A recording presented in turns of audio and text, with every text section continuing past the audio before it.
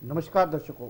जैसा कि आप जानते हैं कि हर बार हमारे स्टूडियो में कोई ना कोई नई शख्सियत हमारे साथ मौजूद होती है। आज हमारे साथ इस समय स्टूडियो में मौजूद है deputy inspector general of police Jammu Kathua range जनाब अशकूर वानी साहब, और हम इनसे जानेंगे कि हमारे जम्मू कश्मीर में इस समय एक अहम चैलेंज है ड्रग्स का। उनका बोलबाला है, काफ़ी हद तक इन्होंने उस पर नकेल भी कसी है, लेकिन किस तरीके से ये इन चीज़ों को सुचारू रूप से नकेल कस के हमारे जम्मू कश्मीर से बाहर धकेलेंगे और हमारी युवा पीढ़ी को बिल्कुल सिक्योर करेंगे, इन्हीं सब चीज़ों के लिए आज हमारे साथ ये स्टूडियो में मौजूद है। आइए दर्शकों, इनसे चर्चा करते हैं। जी अशकूर वानी साहब, आपका हमारे स्टूडियो में स्वागत है। Thank you. वानी साहब, सबसे पहले मैं आपसे ये पूछना चाहूँगा कि 89 के बाद हमारी रियासत में मिलिटेंसी का बोलबाला था, लेकिन आज का समय देखा जाए तो जम्मू कश्मीर पुलिस और उसके सहयोगी पैरामिलिट्री फोर्सेस या आर्मी ने मिलिटेंट्स के इरादों को नस्ते नाबूद किया है। लेकिन आज हमारे लिए इंटरनल सिक्योरिटी में ड्रग्स एक अहम मुद्दा बना हुआ है, तो किस तरह से आप उसको टैकल करके हमारे जम्मू कश्मीर से बाहर धकेलने की कोशिश कर रहे हैं? देखिए गुप्ता साहब, जब भी आप ड्रग्स की बात करते हैं तो बहुत बार इसके बारे में डिस्कशन हुई है। ड्रग्स जो है ये अगर आप 90 ऑनवर्ड देखेंगे कि इसकी स्मगलिंग कैसे होती थी, ये आती कैसे थी, फिर मार्केट में इस्तेमाल कैसे होती थी, तो उस वक्त काफ़ी ये पर्दे में काम चलता था जी। फिर होते होते होते इसके बाई प्रोडक्ट्स इतने हो गए कि उन बाई प्रोडक्ट्स की वजह से जो आगे इसकी प्रॉब्लमें हुई, वो आज आप जिस साइज पे प्रॉब्लम को देख रहे हैं वो बहुत बड़ी प्रॉब्लम जी। है। अब बड़ी प्रॉब्लम में आप देखिए कि जब भी आप नर्को टेररिज्म की बात करते हैं या ड्रग्स की बात करते हैं, तो ड्रग्स में एक तो पाकिस्तान बड़ा सप्लायर है जो अफगानिस्तान से बाकी उनके वेस्टर्न प्रोविंसेस से बनता है ये मटेरियल सारा, तो वो पूरे वर्ल्ड में सप्लाई होता है जी। लेकिन उस सप्लाई जो है आपका हमारा जो इंटरनेशनल बॉर्डर गुजरात राजस्थान फिर इधर आके एलओसी फिर सो बाय सो के समुद्री रास्तों से घूम फिर के, तो एक बड़ा फोकस रहता है कि उधर से भेजा जाए। अब उसमें जो है वो टेररिज्म के लिए भी इस्तेमाल हो रहा है कि वहां से जो आएगा इजी है, एक पैकेट अगर इधर भेज देंगे तो उसकी एक स्पेसिफिक कीमत है, 50 लाख हो गई 40 लाख हो गई, तो वो जहां इस्तेमाल होना है वो हो जाएगा जी। तो एक तो वो बात रहती है। उसके साथ जब लोगों को नशा हो जाता है तो वो जो सप्लाई है वो तो एक प्रोडक्ट है ही, उसमें ही ढूंढने में लग पड़ता है आदमी के, अगर वो नहीं तो और क्या क्या बायोमीडिया क्या और क्या अल्टरनेटिव है। जी। तो वो जो देश के अंदर जो है फैक्ट्रियां हैं जहां ड्रग्स बनते हैं, शेड्यूल्ड ड्रग्स हैं, उधर से केमिकल्स मटेरियल कहीं ना कहीं से उठ के वो भी लोगों के हाथ तक पहुंच जाते हैं और गलत हाथों से सप्लाई होते हुए ड्रग्स की तरह वो भी इस्तेमाल होना शुरू हो जाते हैं। वो एक बात रहती है। उसके चलते फिर बाकी प्रोडक्ट्स के आप देखिए, जैसे भांग हो गई, आशीष हो गई, फिर ये इसके बाद अपना पॉपी स्ट्रा हो गया, तो ये सारे प्रोडक्ट ढूंढ के कोई 10-20 किस्म का ड्रग्स बन के मार्केट में जी उतर जी आता है। जी अशकूर साहब, आपकी बात बिल्कुल जायज़ है, लेकिन एक चीज़ अहम पूछने वाली है कि जिस तरीके से आपने कहा कि 40 लाख 50 लाख, क्या हमारे जम्मू में इस चीज़ की कंजप्शन है? देखिए यहाँ जो है आज की डेट में तो हम देख रहे हैं कि हर तरह की कंजप्शन मिल रही है आपको, लोग कंज्यूमर हैं। ये ठीक है कि यहाँ बहुत सा जो सामान उधर से आता है वो पूरे इंडिया में जाता है साउथ तक, लेकिन यहाँ भी कंजम्पशन उसकी दिखने में आ रही है। एक और आपसे अहम सवाल पूछना चाहूँगा कि जैसे आपने अभी कहा कि पाकिस्तान एक अहम रोल निभा रहा है ड्रग्स को बोलबाला करने के लिए हमारे जम्मू कश्मीर में, तो क्या कहीं आपको ये नहीं लगता कि वो चाहता है कि हमारे जम्मू कश्मीर का जो युवा है वो बिल्कुल अपाहिज हो जाए, ताकि वो आने वाला जो हमारे जम्मू कश्मीर का मुस्तकबिल है, हमारा फ्यूचर है, वो खराब हो? देखिए कंट्री में जो यंगर जनरेशन है वो किसी भी नेशन का फ्यूचर होता है जी। और वो तो पाकिस्तान सिर्फ जम्मू तक या कश्मीर तक ही टारगेट नहीं कर रहा, पूरे हिंदुस्तान में कर रहा है। जी। जहां इतना ड्रग्स जो है आप देखिए कि पंजाब में इतना हो गया, बाकी जगहों पे इतना हो गया, तो वो एक सोची समझी साजिश है जिसके अंदर के एक बार लत लग जाती है तो बंदे की मेंटल क्लेवर जो है वो ब्लॉक कर दिया जाता है। एक बच्चा है जो इंजीनियर बनने जा रहा था, ड्रगिस्ट बन के घूमना शुरू हो गया, डॉक्टर बनने जा रहा था, ड्रगिस्ट बन के घूमना। तो यू आर इनकैपेसिटेटिंग वो जो यूथ है कि जिसने आगे चल के देश चलाना है, हर चैनल में वो ह्यूमन रिसोर्स सप्लाई होना है, उस सोर्स को हिट कर रहे हैं मेन। मतलब ये कि जो स्लो पॉइजन हमारे यहाँ स्लो पॉइजनिंग है कि उस पानी को गंदा कर रहे हैं जो सारे लोगों के इस्तेमाल में आता है। बिल्कुल बिल्कुल बिल्कुल सही कह रहे हैं कि इसमें हमारा जो पड़ोसी मुल्क है एक बड़ी अहम भूमिका निभा रहा है। लेकिन अब तो आया कि वो भूमिका निभा रहे हैं, लेकिन हम लोगों का क्या फर्ज है जो कि हम इस चीज को खत्म करें। जैसे कि हम कहते हैं कि आर पार की लड़ाई, तो ये भी एक हमारे लिए एक आर पार की लड़ाई है, ताकि हमारे नौजवान, हमारी जो बुजुर्ग पीढ़ी है, उसको भी हमें साथ मिलके इसमें सहयोग नहीं देना है क्या?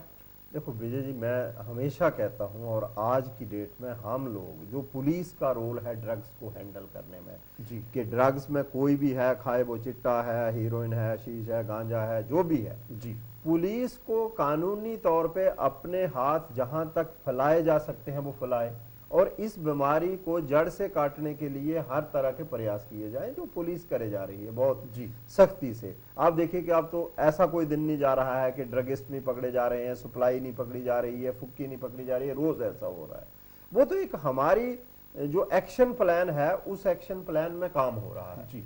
बट उस एक्शन प्लान के बाहर जो काम है बहुत बड़ा, वो नहीं हो रहा है। वो काम ये है कि सर मैं एक चीज आपकी बीच में रोकूंगा, पूछना चाहूंगा। जैसे कि आपने कहा कि आए दिन ड्रग सप्लायर पकड़े जा रहे हैं, भारी मात्रा में ड्रग्स पकड़ी जा रही है, और पुलिस भी जो है वो एक अहम रोल निभा रही है उनको पकड़ने में, लेकिन फिर भी उनका बोलबाला है। इट मींस कि क्राइम रेट तो बढ़ रहा है, इसमें ड्रग्स का बोलबाला हो रहा है। इन सब चीजों को खत्म करने के लिए क्या एक ऐसा कानून होना चाहिए जिससे ये बिल्कुल नस्तेनाबूद हो?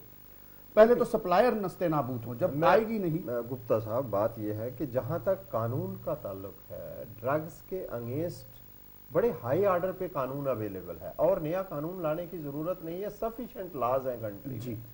प्रॉब्लम सिर्फ ये है कि जो लोग कंज्यूमर है जी, वो इतनी तादाद में बढ़ता जा रहा है कंज्यूमर, कि उसको रोकने के लिए और एजेंसियां बाकी वहां खड़ी हैं। पुलिस का काम है कि हाँ ड्रग बेच रहा है, पकड़ो जी, उसको डिटेन करो, सजा कराओ, सब कुछ हो गया। जी बिल्कुल। लेकिन वो जो बढ़ रहा है कंज्यूमर, उसको रोकने के लिए सोसाइटी के अंदर आके खड़ा होना पड़ेगा कि हर पेरेंटल जिम्मेदारी है, भाई की जिम्मेदारी है, बहन की जिम्मेदारी है कि वो अपने घर के इंडिविजुअल हर मेंबर के ऊपर नजर रखे, और जहां शक भी पड़ता है, शुरू में इससे छूटना भी कोई इतना मुश्किल नहीं है, लोग छूट जाते हैं। लेकिन आज जो है हमारा ये इलेक्ट्रॉनिक का जमाना है, हर एक आदमी मोबाइल लेके, कंप्यूटर लेके बैठा हुआ है। एक ही कमरे में अगर आप 4 आदमी बैठे हैं तो चारों अपने अपने वो कंप्यूटर पे चल रहे हैं। जी बिल्कुल। तो आपस में बात ही नहीं है, लोग इतनी प्राइवेसी हो गई है कि दूसरों के ऊपर नजर नहीं, आपस में एक दूसरे पे एग्जैक्टली वो जो नजर रखने की जरूरत है, मेरे हिसाब से आज की डेट में सबसे बड़ी जिम्मेदारी ये है कि हर एक फैमिली मेंबर अपने फैमिली मेंबर्स के ऊपर नजर रखे, और जहां उसको शक भी होता है वो करेक्शन में लाए, ताकि हम फैमिली करके रोकेंगे तो वो पूरा जो है एक सवारत बनेगा। उसके बाद हम पूरी सोसाइटी में रोक लगा पाएंगे। सर मेरी एक और सबमिशन है आपसे, आपके द्वारा हमारे दर्शक इसको देख रहे हैं पूरे जम्मू कश्मीर में ही नहीं, देश विदेश में भी। तो ड्रग्स का जो मसला है पूरे देश विदेश में आज इस समय बोलबाला है। तो मैं आपसे एक चीज पूछना चाहता हूं, क्योंकि पुलिस जो है एक सेंट्रल बॉडी है और एक इम्पॉर्टेंट रोल निभाती है। जिस तरीके से अभी कोई नया बच्चा, जैसे आपने बात करी कि कोई वो ड्रग्स लेना शुरू करता है, अगर हम उसको ना पकड़ के उनके माँ बाप की अगर सही काउंसलिंग करें, आपस में बिठा के काउंसलिंग की जाए कि भाई आप अपने बच्चे पे नजर रखें, आपका बच्चा इस तरफ बढ़ रहा है, कि पुलिस को ये रिपोर्ट आई है कि आपके बच्चे की ये प्रॉब्लम स्टार्ट हो रही है, तो हो सकता है कि वो नकेल कसी जाए। जबकि बच्चे को हरास करके वो अपने आप में ही वो मजबूत हो जाए कि नहीं, मुझे तो 5 डंडे लगने हैं और उसके बाद मैंने छूट जाना है, तो फिर इस नशे को ले लूंगा। तो क्या माँ बाप की काउंसलिंग नहीं होनी चाहिए? विजय जी बिल्कुल होनी चाहिए, लेकिन जो आप बात कह रहे हैं मैं आपको इससे एक स्टेप पहले की बात करूंगा कि देखिए जो कंज्यूमर है वो पुलिस के कानून के दायरे में जाता ही नहीं है। 1 ग्राम जैसे एक मिनिमम लिमिट है कि अगर किसी के पास 2 ग्राम 3 ग्राम 5 ग्राम से नीचे है तो उस पर तो एक्शन ही नहीं बनता है। वो भी एक वजह है कि जो बंदा पुड़ियां लेके जेब में चल रहा है, 2 खा ली, खत्म हो गया, तो उस तरह से जो कंज्यूमर है उसके लिए तो कोई इतना सॉलिड कानून भी नहीं है और रोकथाम भी नहीं है, लिहाजा वहां ही समाज का रोल है। समाज ये समझ नहीं रहा है, देखो जी बच्चे जो हैं वो ड्रगिस्ट बन गए, लेकिन वो बच्चा जो पुड़ी लेके चल रहा है उसका तो जुर्म ही कोई नहीं है। आप 3 पुड़ियां लेके कोई बंदा जा रहा है, उसको पकड़ भी लो, कोर्ट अगले दिन बेल कर देती है, उसको सजा भी नहीं, वो कहेगा जनाब ये 3 ग्राम थी, मैं खुद खाता था, इसलिए बात खत्म हो जाती है। वही रोल है लोगों का। जो सप्लायर है मेजर के, जो 5 ग्राम से ज्यादा लेके चल रहा है वो सारे लोग बुक भी होते हैं, जो 5 ग्राम से ज्यादा डीलर है, कंज्यूमर है, रखने वाला है, बेचने वाला है, एक्शन होता है। ये जो 5 ग्राम से नीचे वाला तबका है, दिस इज एन मास, लोग समझ नहीं रहे हैं, बल्क यही है, सबसे ज्यादा तादाद। और ये मल्टीप्लायर है कि मैंने 2 पुड़ियां खाई, मुझे दोस्त ने खिला दी, मुझे 2 दिन बड़ा मजा आया, तीसरे दिन मैंने कहा यार मुझे भी खरीदनी है, तो मैंने 2 दिन खाई, मुझे पैसे की जरूरत है, अब मैंने 5 ले ली, 2 बेच दी, 1 खा ली। ये जो 5 मल्टीप्लाई हो रहा है, ये मल्टीप्लायर इसी से लग रहा है कि 2 खाओ 2 बेचो, 2 खाओ 2 बेचो, पैसे पूरे होते चलते हैं जी। दैट इज डेंजरियस डिजाइन, और उसी डिजाइन से मल्टीप्लायर लगा हुआ है जिसमें समाज इन्वॉल्व हो रहा है। अब आप देखिए कि यहाँ पुलिस का रोल बहुत कम है, यहाँ समाज का रोल है, भाई बहनों का रोल है, भाई बहनों का रोल है। मैं तो कहूंगा कि भाई बहनों का रोल है, माँ बाप का रोल है। समाज का भी कम है कि आपकी गली में लड़का जो है यहाँ घर में बैठा हुआ ड्रग अपनी फैमिली का मेन इंपॉर्टेंट रोल है कि भाई उसको उस पर चोक करना चाहिए। बिल्कुल सही बात जी, बिल्कुल ठीक कहा आपने अशकुर वानी साहब, इसमें कोई दूसरी राय नहीं। और आपने एक बड़ी पते की बात कही कि 2 या 3 ग्राम उसके पास होगी तो वो मल्टीप्लाई, उसको टेस्ट 12 होगा और मल्टीप्लाई होगा। बिल्कुल, इससे इसमें कोई दूसरी बात नहीं। ये बड़ी अहम बात आपने दर्शकों तक पहुंचाई, और हो सकता है कि आपकी इस बात को सुन के जो जिस फैमिली का बच्चा इसमें इन्वॉल्व हो रहा है, फैमिली अवेयर हो। जी अशकुर साहब, एक और आपसे ये चीज़ पूछना चाह रहा हूँ कि जिस तरीके से हमारे जम्मू कश्मीर में पीछे भारी मात्रा में ड्रग्स, आपने आपकी कारकर्दगी और आपके साथ एसएसपी, आपके एसएचओज, थानेदार, चौकी अफसर, उन्होंने बड़े अहम रोल निभाए इन ड्रग डीलर्स हैं उनको पकड़ने में। तो क्या लगता है कि आपकी जहन में वही ड्रग डीलर हैं या कोई और भी नई क्रिएशन हो रही है? देखिए, जो डीलर हैं, अगर आप थोड़ा सा मीडियम साइज पे जाएंगे तो वो फिक्स लोग ही हैं जी। जो मेन सप्लायर है कि पाकिस्तान से आ रही है, कैसे बॉर्डर के इधर फेंकी जाती है, कौन उठाएगा फिर ले जाएगा, वो एक कनेक्शन है। बट अगर आप देखें कि जब आप हिंटरलैंड में आ जाते हैं तो वो फिक्स लोग हैं जो धंधा कर रहे हैं, खाए वो बम्बे के साथ कनेक्टेड हैं, बम्बे वाले इधर कनेक्टेड हैं, वो लिमिटेड लोग हैं, वो सही बात है। और उन्हीं लोगों के ऊपर हमारा ताक रहता है कि उनको क्रश किया जाए। सर, अब तो ये बात आ गई एक ड्रग्स की, लेकिन इसके साथ साथ कई ऐसे सस्ते नशे हैं, जैसे मेडिसिन लाइन में आ जाएं, कोई कैप्सूल्स हैं, कोई टेबलेट्स हैं, तो उनका भी आज की डेट में बोलबाला है। तो क्या उन लोगों पे भी नकेल कसने के लिए ड्रग डिपार्टमेंट तो है ही है, जो मेडिकल डिपार्टमेंट है, हमने उनके भी आला अधिकारियों से बात करी थी, लेकिन आपका क्या मानना है इसमें कि उस पर कैसे नकेल लगाई जा सके? देखिए, मैं कहूँगा कि जो बेसिक इनहेरिट डिफेक्ट हैं हमारे सिस्टम में, कि जो भी मैन्युफैक्चरर हैं ड्रग्स के जी, उनको बड़ा रिस्पॉन्सिबली कंडक्ट करना चाहिए। तो उस आउटलेट से भी कहीं ना कहीं मिसयूज हो रहा है जी। बिल्कुल, वो तो उसके बाद जो ड्रग मैन्युफैक्चर होके आ जाती है, जो सेलर्स हैं, रिटेलर्स हैं जो बैठे हुए हैं, वहां से भी लोग जो है, हमारा अभी अंडर डेवलप्ड इकोनॉमी है, गुर्बत है, या लोगों को पैसा बनाने की बहुत सी ख्वाहिश है, तो उसके चलते वो जो सेलर है वो इस जिम्मेदारी को नहीं समझता कि मुझे इस पत्ता देने से 10 रुपए का फायदा हो रहा है, लेकिन समाज को नुकसान। समाज को, बिल्कुल सही कह रहे हैं कि वो अगर अपनी जिम्मेवारी समझे, एक ड्रग डीलर जो एक केमिस्ट की शॉप खोले हुए है, कि भाई ये चीज को सप्लाई देने से मुझे सिर्फ 10 रुपए का क्या, लेकिन आप जैसे 10 रुपए का कह रहे हैं, तो क्या वो 10 रुपए का ही पत्ता बेचता हो, क्या उसको ब्लैक नहीं करता? वो वही तो है ना कि वो ब्लैक हो रहा है। उसको अगर वो नॉर्मल में पत्ता 20 रुपए का या 100 रुपए का बिकना है, तो वो 200-300 का बेच रहा है, और मान लो कि उसके 10 पत्ते दिन के बिक जाते हैं, तो वो छोटे स्केल पे तो 10, 20, 50 रुपए दिख रहे होते हैं, लेकिन महीने में वो मल्टीप्लाई कर जाते हैं। लेकिन सर, उस पे भी तो जम्मू कश्मीर पुलिस को नकेल कसने की जरूरत है। अरे सर, हम बिल्कुल उसके ऊपर भी नजर रखे हुए हैं, लेकिन उसमें तो यह है कि कहीं ना कहीं से कोई शिकायत आएगी तभी होगा, कि या तो कोई पकड़ा जाएगा कि इसने गलत पत्ता खरीदा, ये ड्रग ले नहीं सकता था, बेचने वाला पकड़ा जाएगा। वो तो जहां जहां से सप्लाई, अब जैसे आप पढ़ते हैं कि पुलिस ने जी रेलवे स्टेशन में इतने लाख कैप्सूल पकड़ लिए, बिल्कुल, मतलब वो कैप्सूल कंसाइनमेंट में आगे, ना उसमें सप्लायर है, ना लेने वाला है, ना कोई है, वो ऐसे डिब्बा बन के आया हुआ, फैक्ट्री से सीधा आ गया। एग्जैक्टली जी अशकुर साहब, एक और अहम सवाल आपसे ये पूछना चाहूंगा कि जो अभी एक अहम मुद्दा रहा पंजाब गवर्नमेंट बनने के लिए, जो अमरिंदर सिंह, जो अभी इस समय कैप्टन अमरिंदर सिंह जो पंजाब के चीफ मिनिस्टर बने हैं, उन्होंने अपने एक स्लोगन रखा था, नशा मुक्त पंजाब। तो कहा गया कि बहुत नशे का बोलबाला था, और उन्होंने पंजाब की जनता से ये कमिटमेंट भी की कि 4 महीने के अंदर अंदर मैं नशा मुक्त पंजाब बनाऊंगा। तो जैसे कि हमने सुना भी है कि पंजाब के अंदर ऐसे इंस्टीट्यूशंस थे जो इस नशे को मैन्युफैक्चर करते थे। तो क्या हम उससे हमारी स्टेट भी इफेक्टेड होती है, तो क्या हम लोग उस इंस्टीट्यूशन को हम नहीं उसको बंद कर सकते अगर हमें पता लगता है तो? देखिए गुप्ता साहब, वो तो आपने देखा कि पंजाब के बारे में तो बहुत सी बातें चली, फिल्म भी चली कि उड़ता पंजाब फिल्म बनी जी। बट इसमें कोई शक नहीं है कि हमारा जो जम्मू है, खासकर जम्मू प्रोविंस, कठुआ, जम्मू, सांबा, उधमपुर, ये वाले एरिया जो है पंजाब से बहुत ज्यादा इन्फ्लुएंस हुए हैं इसी वजह से, क्योंकि डमटाल एक होलसेल मंडी मानी जाती है। वैसे तो वो हिमाचल में आता है एरिया, लेकिन वो बिल्कुल पंजाब में ही है, पंजाब में ही है बाई जुरिस्डिक्शन। तो वो ऐसा लगता है कि वहां से जो सप्लाईज आती हैं वो बराह रास्त कैप्सूल, अफीम, गांजा, हर चीज वहां मिलती है, बिल्कुल सही, वो सारी यहाँ पहुंचती है। तो हमने वहां भी, हमारी कठुआ पुलिस ने लखनपुर में बहुत सा इनकी कंसाइनमेंट्स पकड़ी, वहां जाके लोग पकड़े हम लोगों ने, डमटाल में जाके जो बढ़ चढ़ के लोगों ने काम किया और वहां पकड़वाए भी, हिमाचल पुलिस इन्वॉल्व की, पंजाब पुलिस इन्वॉल्व की। तो हमारा एक बड़ा थ्रस्ट रहता है कि पंजाब का जो इन्फ्लुएंस है उसको कम किया जाए। लेकिन अगर आप याद करें तो वो सांबा में हमारे कुछ बच्चे मर गए, वो पंजाब में पढ़ते थे, पठानकोट में। तो इस तरह के हादसे हुए हैं कि पंजाब का या तो वहां बच्चे गए हुए थे पढ़ने, उनको कोई परेशानी हुई, या उन्होंने, वो वहां से आता है। तो वो भी एक है कि पंजाब के ऊपर भी हमारी नजर है और हमें उम्मीद है कि पंजाब में भी हालात सुधरेंगे। जी बिल्कुल।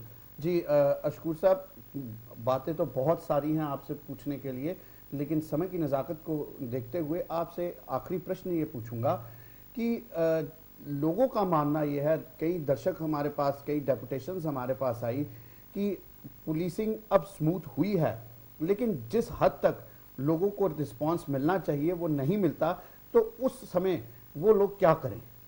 देखिए गुप्ता साहब, हमारे जो डीजी साहब अब नए आए हैं, वो जहाँ के लोकल हैं, तो उनका एक बहुत प्लेन मैसेज है पुलिस के लिए कि मैं अपनी पूरी पुलिस को एक चेंज्ड बिहेवियर लोगों की तरफ देखना चाहता हूं, कि लोगों के साथ इज्जत से पेश आए।